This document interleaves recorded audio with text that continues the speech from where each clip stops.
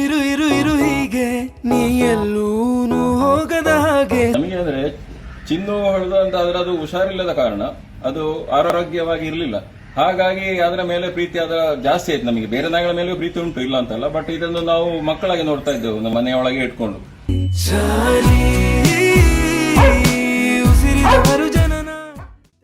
ಸಾಕು ಪ್ರಾಣಿಗಳ ಜೊತೆ ಒಮ್ಮೆ ಒಡನಾಟ ಬೆಳೆದ್ರೆ ಸಾಕು, ಅವುಗಳನ್ನ ಬಿಟ್ಟಿರೋದಕ್ಕೆ ಸಾಧ್ಯನೇ ಆಗೋದಿಲ್ಲ. ಅವುಗಳು ಕೂಡ ಹಾಗೆ ಮನುಷ್ಯನನ್ನ ಅಷ್ಟೇ ಹಚ್ಚಿಕೊಳ್ಳುತ್ತವೆ.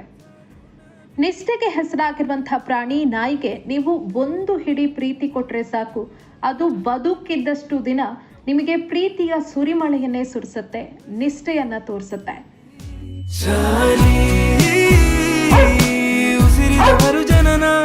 ಪುತ್ತೂರು ತಾಲೂಕಿನ ಕಬಕ ಸಮೀಪದ ಪೋಳ್ಯ ನಿವಾಸಿ ಗಣೇಶ್ ಕೇರಾ ಅನ್ನೋರು ತಮ್ಮ ಮನೆಯಲ್ಲಿ ಒಂದಷ್ಟು ನಾಯಿಗಳನ್ನ ಸಾಕ್ತಾ ಇದ್ದಾರೆ. ಅಸಹಾಯಕ ಸ್ಥಿತಿಯಲ್ಲಿರುವಂತಹ ನಾಯಿಗಳನ್ನ ಸಲಹುವಂತ ಕೆಲಸ ಮಾಡ್ತಿದ್ದಾರೆ. ಗಣೇಶ್ ಅವರು ವಿವಿಧ ತಳಿಗಳ ಸುಮಾರು 30ಕ್ಕೂ ಹೆಚ್ಚು ನಾಯಿಗಳನ್ನ ತಮ್ಮ ಮನೆಯಲ್ಲಿ ಸಾಕ್ತಾ ಇದ್ದಾರೆ.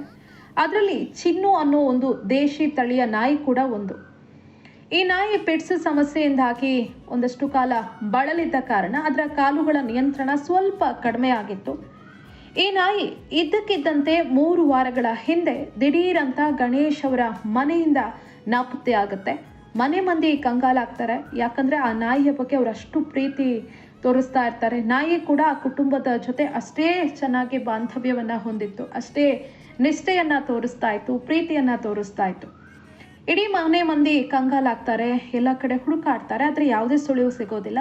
ಕೊನೆಗೆ ಸೋಷಿಯಲ್ ಮೀಡಿಯಾದಲ್ಲಿ ಪೋಸ್ಟ್ಗಳನ್ನು ಹಂಚಿಕೊಳ್ತಾರೆ, ಒಂದಷ್ಟು ಕಡೆ ಬ್ಯಾನರ್ಗಳನ್ನು ಅಳವಡಿಸ್ತಾರೆ. ದಯವಿಟ್ಟು ಹುಡುಕಿ ಕೊಡಿ, ನಮ್ಮ ಪ್ರೀತಿಯ ಶ್ವಾನ ಚಿನ್ನು ನಾಪತ್ತೆ ಆಗಿದೆ, ಯಾರಾದರೂ ಪತ್ತೆಯಾದರೆ ನಮಗೆ ಮಾಹಿತಿ ಕೊಡಿ ಅಂತ.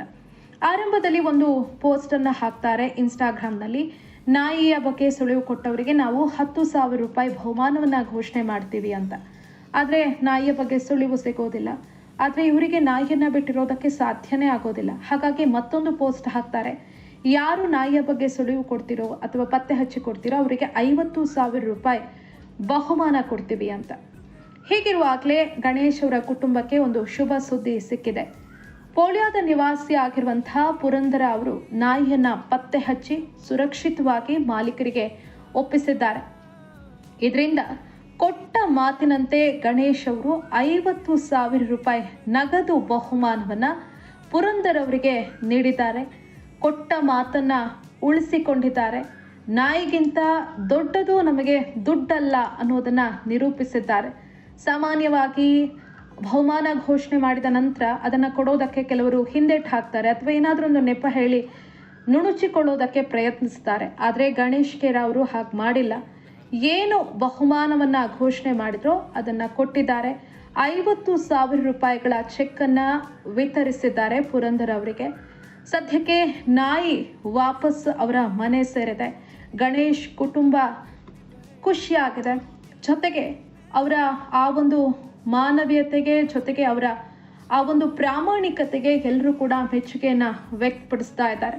ಸದ್ಯಕ್ಕೆ ಶ್ವಾನ ಪ್ರಿಯರಿಗೆ ಈ ಕತೆ ಸಾಕಷ್ಟು ಅಚ್ಚರಿಯನ್ನು ಮೂಡಿಸಿದೆ. ಸೋಷಿಯಲ್ ಮೀಡಿಯಾದಲ್ಲೂ ಕೂಡ ಈ ಒಂದು ಕತೆ ಸಿಕ್ಕಾಪಟ್ಟೆ ವೈರಲ್ ಆಗಿದೆ. ಪ್ರಾಣಿಗಳ ಮೇಲಿನ ಪ್ರೀತಿ ಎಂಥದ್ದು ಅನ್ನೋದನ್ನ ಈ ಸುದ್ದಿ ಎತ್ತಿ ತೋರಿಸಿದೆ. ಇರು ಇರು ಇರು ಹೀಗೆ ನೀ ಎಲ್ಲೂನು ಹೋಗದ ಹಾಗೆ. ನಮಗೆ ಅಂದ್ರೆ ಚಿನ್ನು ಹೊಡೆದು ಅಂತ ಆದ್ರೆ ಅದು ಹುಷಾರಿಲ್ಲದ ಕಾರಣ ಅದು ಆರೋಗ್ಯವಾಗಿ ಇರಲಿಲ್ಲ.